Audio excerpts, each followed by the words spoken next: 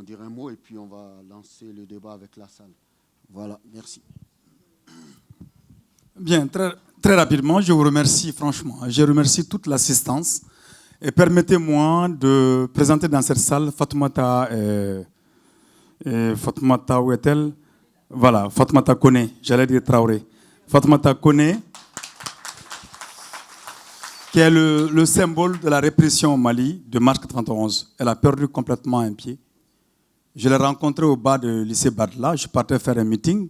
Je ne m'en souvenais pas. Elle dit, mais toi, tu ne viens pas au meeting? Elle dit, non, je vais au sport. Je dis, quel sport? Elle dit qu'elle va faire du karaté, ce n'est pas du judo. Je lui dis, bon, c'est bon, va faire ton judo et tu seras mon garde-corps. Alors donc, le 22 mars 91, elle a reçu des balles. Elle a perdu complètement l'usage de sa jambe. Elle est venue ici en France pour se soigner.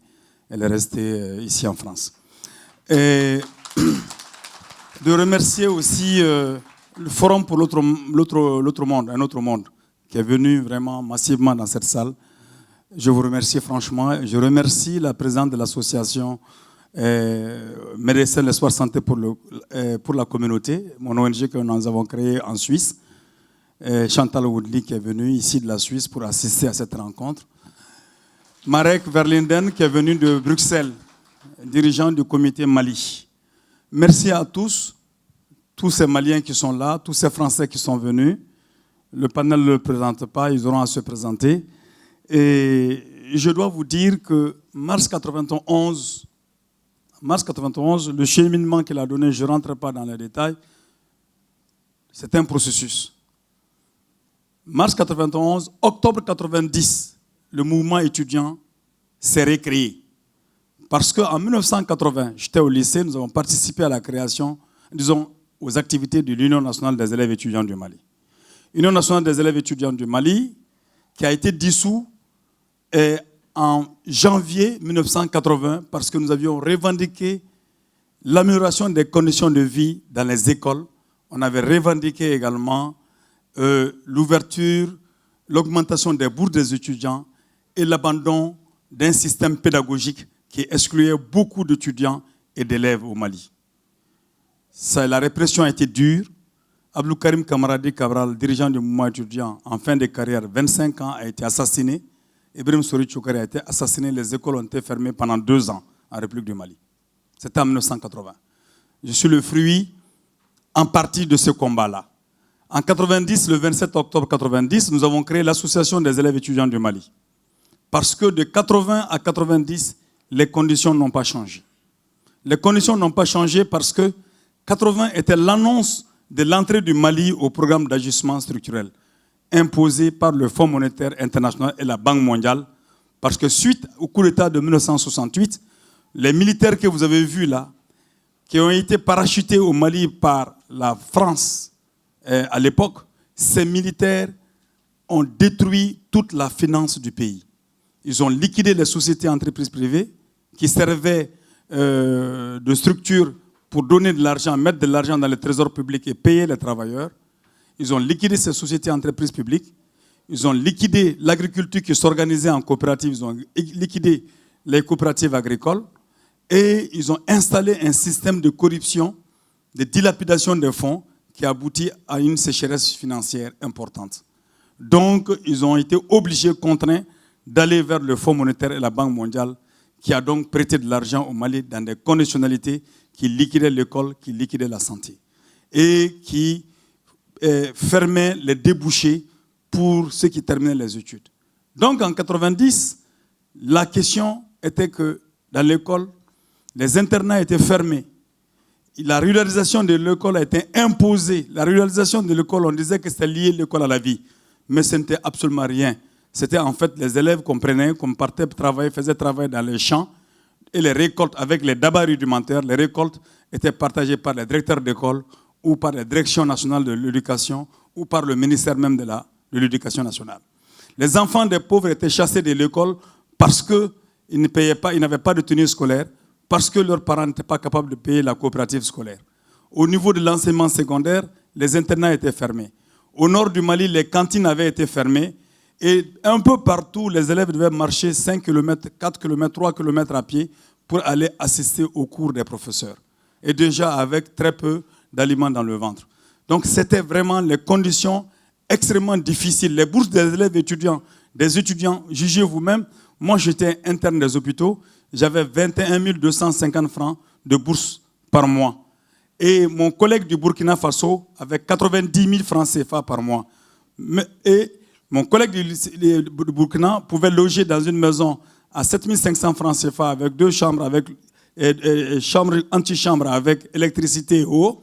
Nous ne pouvons avoir qu'une chambre entrecouchée avec 7 500 ou 5 000 francs CFA. Donc les conditions, et nous avions 3 mois sans bourse. On peut faire 3 mois de retard d'avoir ces bourses-là. Beaucoup d'étudiants brillants ont dû abandonner les études parce que les parents ne pouvaient pas les soutenir. C'était ça la triste réalité de l'école malienne. Et ensuite, le système pédagogique était complètement... Les enseignants ne se retrouvaient pas dans le système pédagogique. Ça aussi, c'était une réalité. Et il y avait plus de 150 élèves dans la même classe. Il y avait très peu d'enseignants. Il y avait des écoles qui méritaient 6 enseignants, mais ils avaient 3 enseignants. Donc, d'où le système de double division et de double vacation qui avait été créé par le système du régime de Moussa Traoré. Donc, finalement, les travailleurs avaient été à 3 mois de retard de bourse, de salaire plutôt. Les paysans étaient arrêtés et mis en prison parce qu'un malin agent des eaux et forêts est passé par là pour mettre le feu à la brousse. Les gens étaient arnaqués pour les impôts, pour tout. Et tout cela était détourné allègrement. Il y avait des villas qui poussaient. On a eu même droit au Mali au village de la sécheresse. C'est-à-dire les dons qui ont été envoyés pour soulager les populations victimes de la sécheresse ont été détournés par les gens du pouvoir. C'était ça. Et nous avons donc créé le mouvement étudiant contre tout ça. Système pédagogique, école et tous les ordres d'enseignement.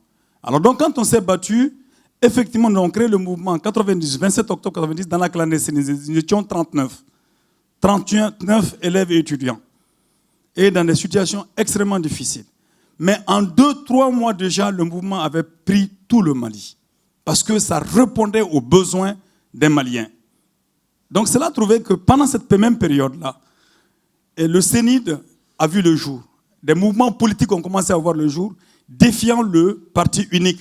Parce que le Mali avait soif de liberté d'expression, soif de liberté d'association, soif d'une économie malade. Donc, conditions socio-économiques, liberté d'expression, liberté d'association étouffée, puisque les gens étaient arrêtés, déportés, certains ont été en exil forcé. Donc, sur le plan social global, tout ce monde-là avait commencé à s'éveiller. Depuis 1988, on se battait. 1988, on se battait. Ce mouvement avait commencé à avoir l'effervescence, sinon le combat a commencé bien avant.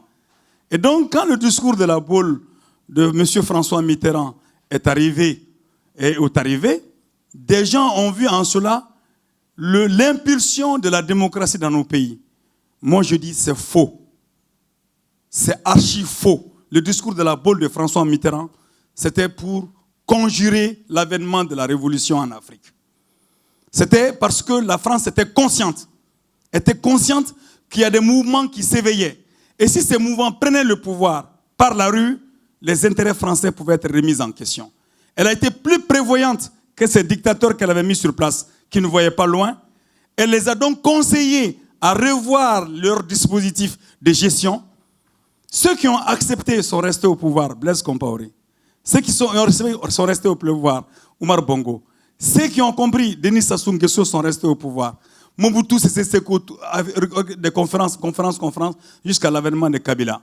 Mais ceux qui ont refusé, comme Moussa Traoré, la France ne les a pas soutenus, puisqu'elle les a toujours soutenus, a refusé de les soutenir, ce qui a rendu la tâche facile aux insurgés maliens.